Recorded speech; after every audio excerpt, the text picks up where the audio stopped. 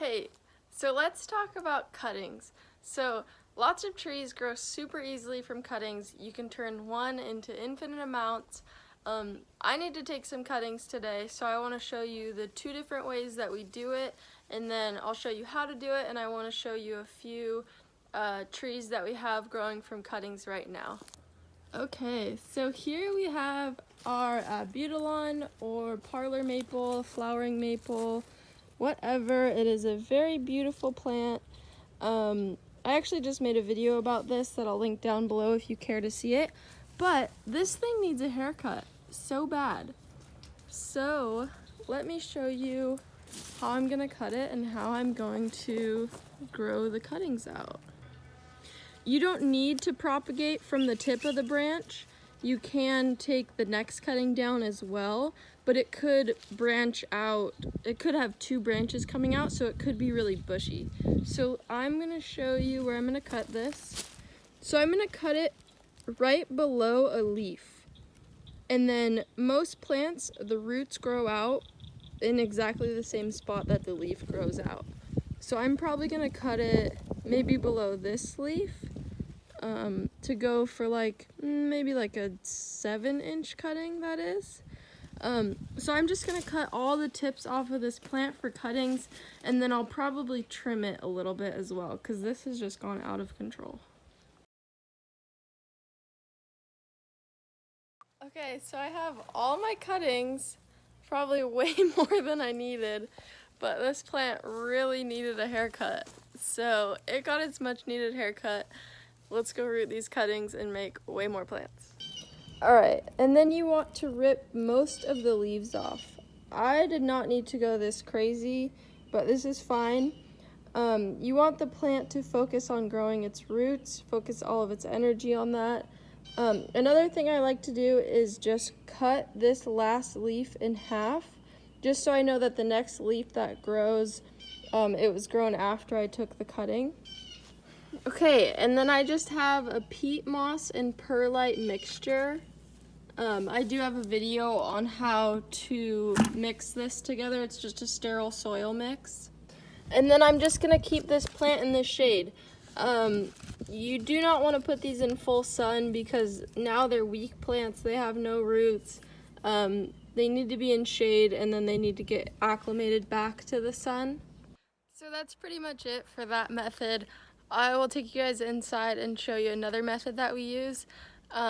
You might expect growth in like a week, but some plants will take a few months. Don't give up on them if they don't look dead. Sometimes they just take a long time and then they'll start growing and they'll surprise you. Really quick before I show you guys the other method, I wanted to show you some other plants that we propagated in soil. Okay, so we did this a couple weeks ago. I did want to mention that the soil in a lot of these looks super dry, but that's really just the first layer kind of soil.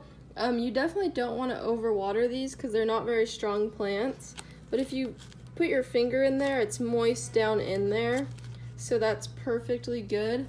And a few of these have already started growing. We have a guava right here, a few sugar apples. But yeah, they do take a while, and a lot of these might not even work, but they're free plants, so it's cool. Okay, so here's the other method. You can just put these in water and grow them out. These are about a month old or something, and they start growing around the same time. They probably grow at the same rate as well. But there are pros and cons to this. You do have to then put these in the soil and then get them used to the outside. And it will take longer, obviously, to the ones that you're already growing outside. But it is nice to just have those in the house. You kind of see them a couple times a day and it's easier to keep an eye on them.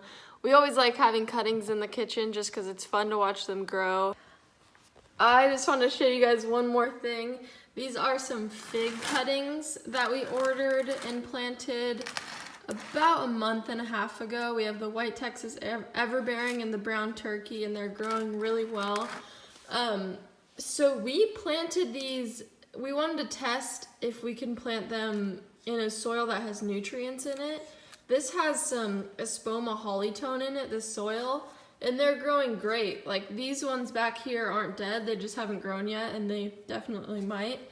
But yeah, maybe for all things you don't need a sterile soil mix, but that's gonna work the best.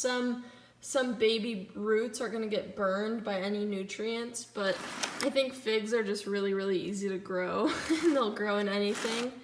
But yeah, so I wanted to show you how there's nutrients in here and then all the different sizes.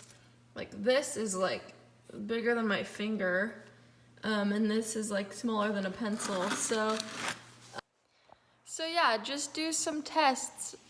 See if you can propagate something. If you need to give a tree a trim, see if you can throw a cutting in some water or some soil and see if it grows. Different trees are a little bit different. Some trees like a skinnier cutting and some trees root better from a fatter cutting. Also, some trees will root easier from the wood, like last year's growth, and some trees root easier from new green growth. So just test it out.